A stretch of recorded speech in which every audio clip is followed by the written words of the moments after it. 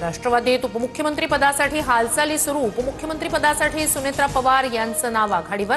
प्रफुल्ल पटेल आणि भुजबळांनी सुनेत्रा पवारांची घेतली भेट। राष्ट्रवादीच्या राष्ट्रीय कार्यकारिणीची लवकरच बैठक होण्याची शक्यता। राष्ट्रीय अध्यक्षांच्या निवडीसाठी बैठक बोलावण्याची शक्यता। प्रमुख पदाधिकाऱ्यांना बोलावलं जाणार।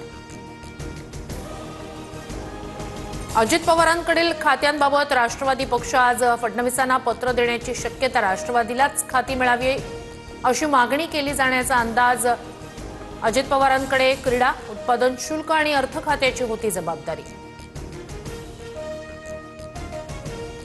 दृश्यमानता कमी तर सीसीटीव्ही फुटेज इतकं स्पष्ट कसं? राष्ट्रवादीतील ज्येष्ठ नेते यावर का बोलत नाहीत? अजित पवारांच्या अपघातावरून सुषमा अंधारेंचा सवाल। ठाकरेंच्या शिवसेनेला विरोधी पक्षनेते पद न देण्यासाठी नव्या कायद्याचा घाट। आमदारांची संख्या निश्चित करणारा कायदा अधिवेशनात आणण्याची तयारी। दैनिक सामनामधून दावा।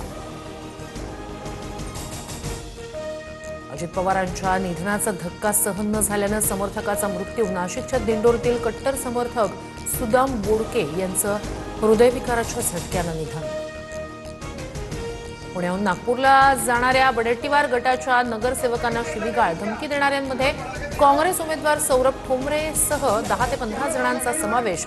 एक जण ताब्यात, 6 जणांविरोधात गुन्हे दाखल। जिल्हा परिषद निवडणुकांच्या तारखांमध्ये बदल। 7 फेब्रुवारीला मतदान तर 9 तारखेला मतमोजणी होणार। अजित पवारांच्या निधनामुळे राज्यात 3 दिवसांचा दुखवटा।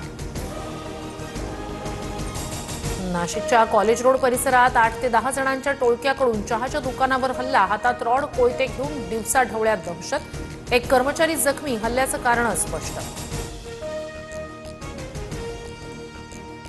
मुंबई आणि नवी मुंबईतील प्रदूषणावरून हायकोर्टाची दोन्ही पालिकांच्या कारभारावर नाराजी। वायू प्रदूषण नियंत्रणासाठी निवृत्त न्यायमूर्तींच्या अध्यक्षतेखाली उच्चाधिकार समिती स्थापन।